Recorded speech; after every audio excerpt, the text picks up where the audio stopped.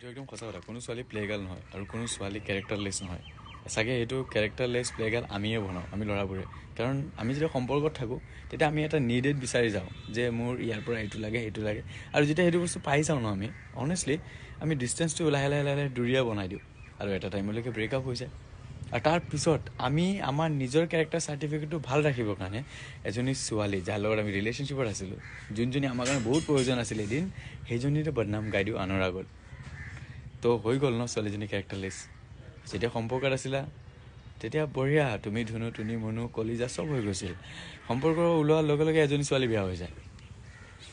আৰু মানুহ 10জনে শুনিলে ন ল'ৰাটোক বেয়া কেতিয়াও নকয় ছোৱালীজনীকে কয় সেইকাৰণে যাক ভাল পাইছিলা ন যদি ৰেচপেক্ট কৰা ৰিলেশ্যনশ্বিপ কিয় ব্ৰেকআপ হৈছে does not mean but breakup হৈ যোৱাৰ পিছত ন কোনো ছোৱালীক কেৰেক্টাৰলেছ চাৰ্টিফিকেটটো নিদিবা কাৰণ কোনো ছোৱালী কেৰেক্টাৰলেছ নহয় কোনোবা ছোৱালী যদি তোমাক কিবা প্ৰাইভেট শ্বেয়াৰ কৰিছে ন তোমাক বিশ্বাস কৰিছিল কাৰণে কৰিছে নহ'লেতো